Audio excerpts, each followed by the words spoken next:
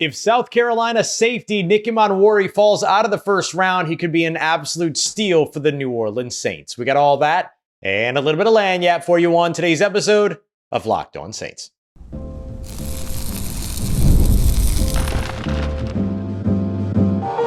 You are Locked On Saints, your daily New Orleans Saints podcast. Part of the Locked On Podcast Network, your team every day. What is good, Who Dat Nation and Who Dat family? I am your host, your friend, Ross Jackson, New Orleans native, your New Orleans Saints expert and credentialed member of the media, covering those New Orleans Saints as a Saints beat writer over at LouisianaSports.net and Saints analyst with WWL TV. And on today's episode of Locked On Saints, we got a quick one for you. 2 trade back scenarios that make sense for the New Orleans Saints. I know they haven't done it in a while, but what could be tempting? That's what we'll dive into, because there's 2 situations in which it certainly makes sense. And we're going to kick everything off with an upcoming visit for South Carolina safety Nick Emmanwori to the New Orleans Saints, why he could be an absolute steal for New Orleans should he fall out of the first round. We got that coming up for you today as we continue on with another episode of Locked On Saints. We appreciate you very much, whether it's your first time or your next time being here with us this time, making us your first listen and being it every day or here on the show, which is a proud part of Locked On Podcast Network, your team every day. Nick Emmanwori, the South Carolina safety, should he fall out of the first round, or should the New Orleans Saints do the unlikely and trade back, could be an absolute steal for the New Orleans Saints. The 6'3", 220-pound safety is an absolute wrecking ball of action over on the defensive side. A little bit more of a box safety, playing closer to the line of scrimmage than being somebody that plays maybe further away from the line of scrimmage. Think about like an Andrew Mukuba coming out of Texas, who's a little bit more of a quick processor coverage guy, while Nick Emmanwori is a disruptive box safety, strong safety, come down play, crashing downhill, that kind of play style. Effectively, what the New Orleans Saints have been trying to get out of Tyrann Mathieu, which is kind of playing him out of his strength, where they really should have him further away from the line of scrimmage, according to some folks.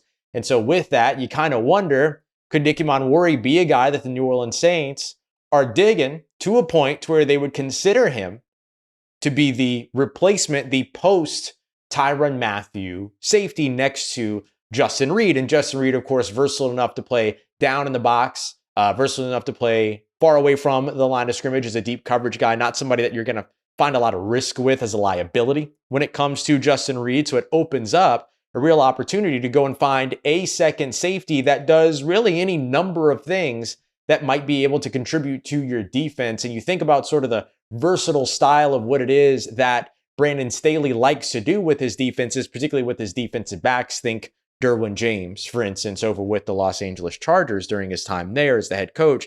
And Nick Emmanwori makes a ton of sense as somebody that could potentially step into that kind of role. Ran a 4.39, sometimes reported as a 4.38, depending upon whose stuff you're looking at. But the NFL has it as a 4.39 official 40-yard dash, 91st percentile at the position. I mentioned his size, 6'3", 97th percentile at the position, 220 pounds, 96th percentile at the position. Then it just gets even better. His explosive metrics are off the charts. 11'6" broad jump, 99th percentile, 43-inch vertical leap, 98th percentile. This guy is an absolutely incredible athlete.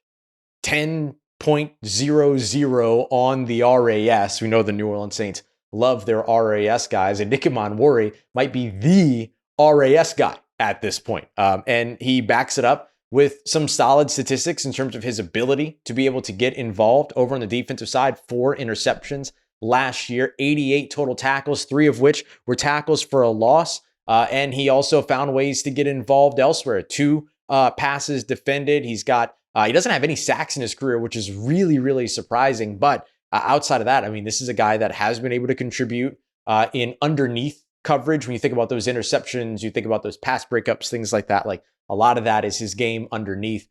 Somebody that can match up with a big body tight end at 6'3", 220 pounds, but also has the speed to match up with a slot corner as well, or slot wide receiver as well, if he ends up having to pick up an extra wide receiver somewhere in, let's say, a 4 wide out set or something like that. And so it's an interesting pairing. But the question is, where does Nick Emmanwori go? right? We look at guys like Brian Branch, who went in the first round. Lots of people feel like the Saints should have drafted Brian Branch. So is drafting Nick Emmanwori in the first round something that you'd be okay with? Maybe not at number 9, but again, positional value versus impact. Impact seems to be the greater weight, or carry the greater weight, for the New Orleans Saints and for New Orleans Saints head coach Kellen Moore. Effectively, that's what he told us during the annual meeting last week. And so I don't think you can rule a guy like this out. I don't think you can rule anything out for the New Orleans Saints at number 9, but it certainly seems unlikely. So the scenarios where he makes it to New Orleans is if he does what a lot of safeties do in the NFL draft, which is fall out of the first round, because they play so far away from the line of scrimmage that sometimes they're looked at as being less impactful, right? We laid out those, or not less impactful, but we laid out those non-premium positions versus premium positions. Premium positions like quarterback and wide receiver and offensive tackle versus on the defensive side, pass rusher and cornerback, right? So safety doesn't typically fall under that sort of vantage of or definition of a premium position. But does a guy like Nick Emmanwori, in terms of the impact that he can have, does it outweigh that of the definitions of positional value? And so while I probably wouldn't see him as a number 9 overall selection, if he does fall out of the first round, a number 40 overall selection, or even a trade up a little bit to get to the top of day 2 or closer to the top of day 2 than the New Orleans Saints already are, could be something that makes a lot of sense. And that would turn Emmanwori into an absolute steal, fitting into Brandon Staley's defense here in New Orleans, getting to learn behind Tyrann Mathieu for a little while and then become the guy eventually next to Justin Reid once Tyrann Mathieu does hang things up, or once his time here in New Orleans is over, however that eventual split ends up happening, which I don't think anyone's in a hurry for. But, players eventually don't play anymore. And so you got to be ready for your future at those positions. And a guy like Nick Emmanwori can certainly help you there, much like an Andrew McCuba coming out of Texas with the Longhorns, who's probably a 3rd, 4th round guy, is kind of where you typically see him. We'll call him day 2, day 3. And so if you miss out on Emmanwori, there's still quality safeties out there for you to be able to build sort of the next step in the future at that position. But if the Saints were to, let's say, accept a trade back with, a team like the Pittsburgh Steelers, if Shedeur Sanders is on the board at 9, and the Saints can get a draft haul from the Steelers, who are trying to move up from 21 to 9, which is not unheard of in the NFL draft. In fact, we'll lay some of that out here in a moment in terms of what that could look like. Then maybe Emmanwori at 21 could be one of the best players on the board at that point, along with guys like James Pierce Jr.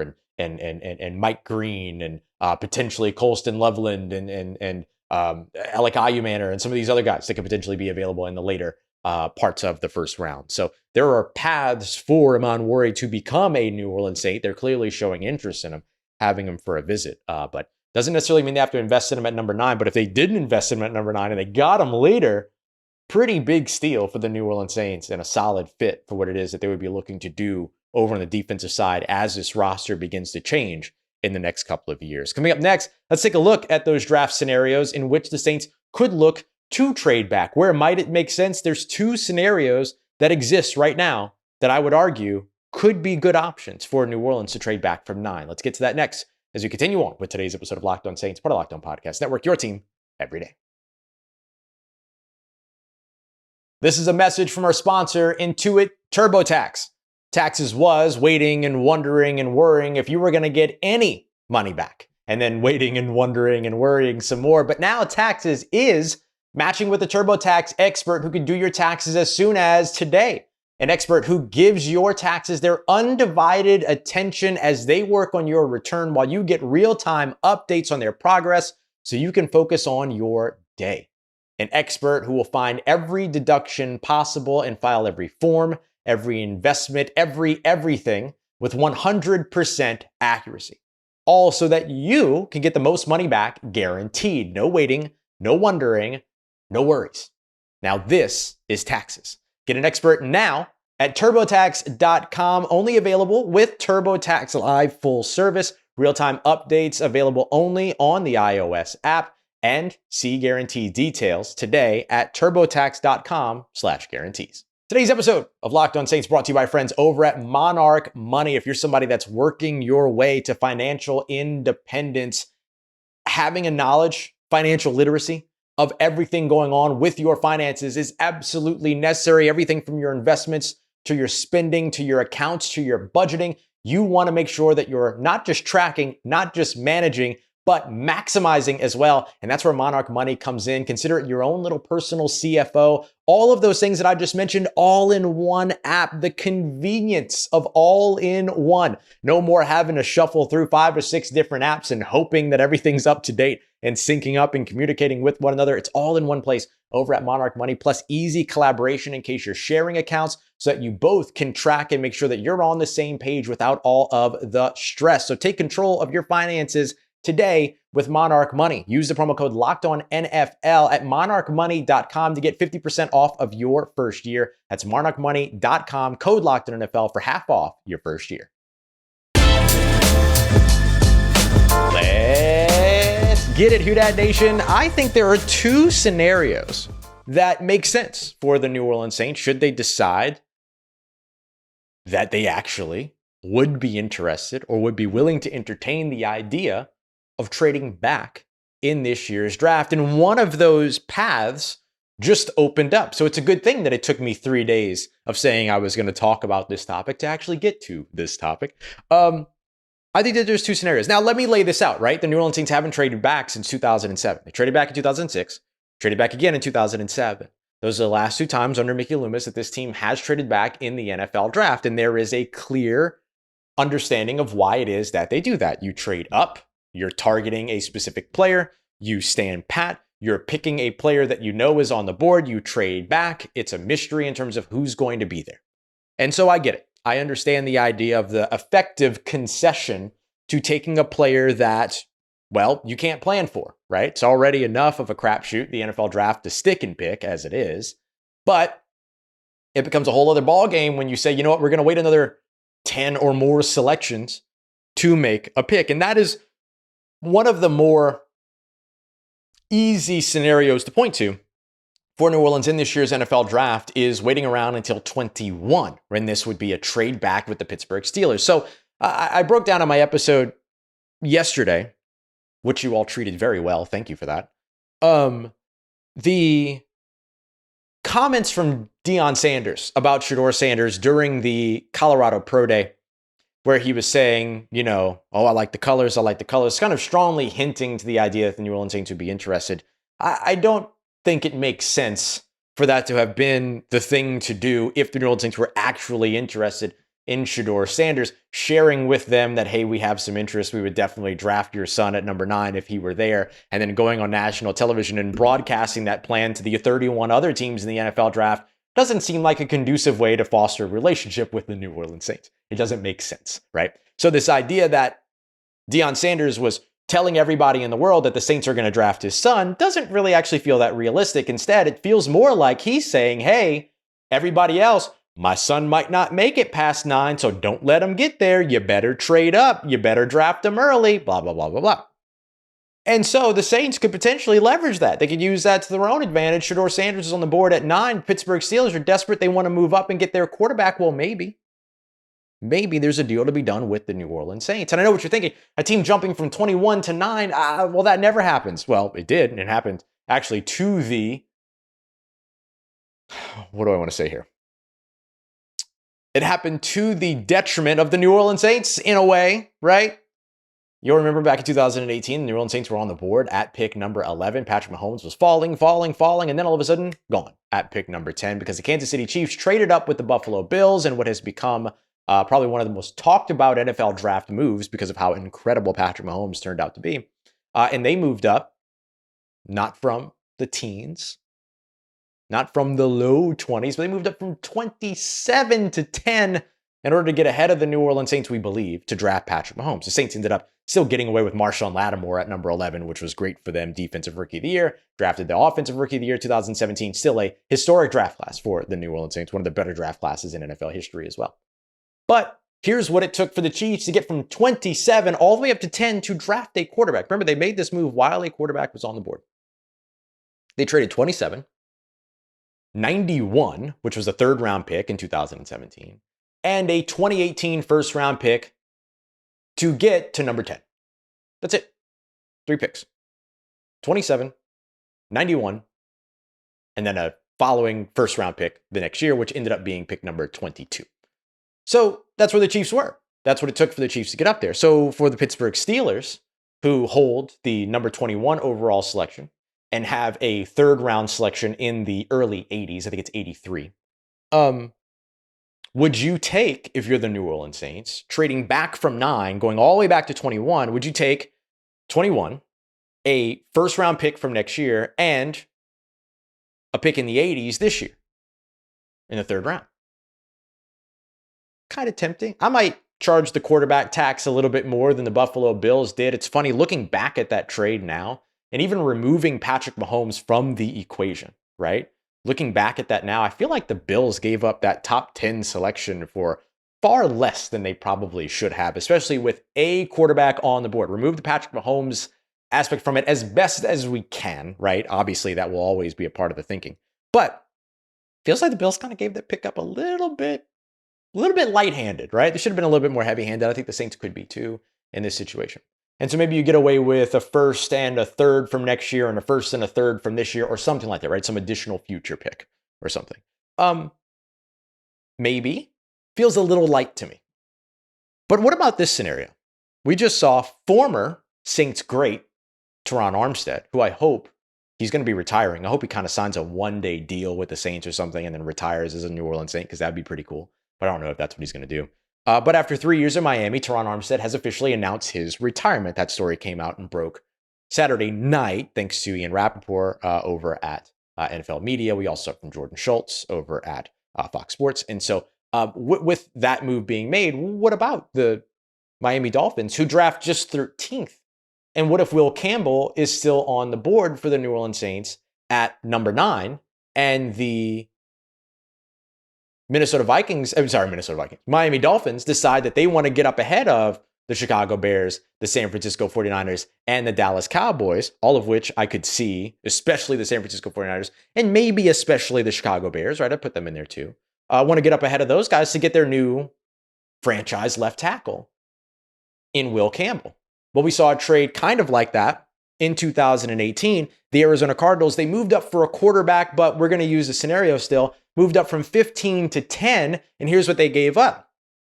Their number 15 overall selection, number 79 overall, which was the 2018 third round selection, so a third round pick in that same year, and a fifth round pick in that same year, number 152, in order to move up to 10, and then the Raiders moved back to pick number 15 in that case. Raiders ended up drafting Colton Miller. The Cardinals ended up drafting Josh Rosen. Neither pick worked out for either team. But that's okay. That's okay. Not a bad scenario. I actually like that scenario better than I like the getting the first round pick for next year. Maybe, I don't know. Maybe I'm wrong about that, right? Getting the 2 first round picks next year might be more valuable because it maximizes your opportunity to get one of those quarterbacks next year. So there is that to consider. But there's still a chance that you get a quarterback this year too, right? Jackson Dart, Kyle McCord, like if any of those guys pan out, I think the Saints could swing, right? We could see that. But those are 2 scenarios. I actually kind of like the Miami Dolphins scenario a little bit more. Get 13, get a third round pick, get a fifth round pick all in this year, and then be able to continue to stock up players in this year's NFL draft. And especially those rounds 2 through 6, 2 through 5, still very strong in terms of starter potential, contributor potential as you get closer to the 5th round, all those other things. Not a bad scenario, I think, for the New Orleans Saints. So those would be 2 trade back scenarios that I would offer to you. Let me know which one you would take. Would you accept a future first and some picks this year, let's say, to get and to move all the way back to 21 with the Pittsburgh Steelers? Or would you rather actually take multiple picks this year just to move back to 13? It feels kind of easy, doesn't it? I don't know. But the 2 first round picks for next year to be able to mobilize a little bit for a quarterback, that makes a little bit of sense. That makes a little bit of sense. All right, so there you go. Those are my scenarios for you, but interesting one. And in either one of those scenarios, drafting a guy like Nick Emmanwori that we talked about earlier on, like makes sense, especially at 21. Could be a thing. Could be a thing. All right, coming up in tomorrow's episode, it's Mock Draft Monday and 8 a.m. Central Time. Come and join us live over on the Locked On Saints YouTube channel. And we'll be live, myself, Dylan Sanders, the hilarious Dylan Sanders, beat writer over at Athlon Sports covering the Saints, John Hendricks, and of course, Super Bowl champion wide receiver Lance Moore will be live at 8 a.m. tomorrow morning, and it'll be published across all platforms right after that as well with our Saint Squad show. First one, make sure you come through and check the show out and let us know what you think. Hour long, lots of conversation, questions, all that kind of stuff. We'll do a lot of good stuff over there. Make sure you come and check us out tomorrow. We appreciate you very much. As always, making us a part of your day, part of your routine, for saying yes to me on the show. If you see me, please say hi. And if you need anything else around your New Orleans Saints in between these episodes, make sure you follow me on your favorite social media at Ross Jackson, NOLA. Hit me up. Let me know how the family's doing. Let me know how you living. Let me know how your mom and them. And trust Who Dat Nation. I'll holla at you.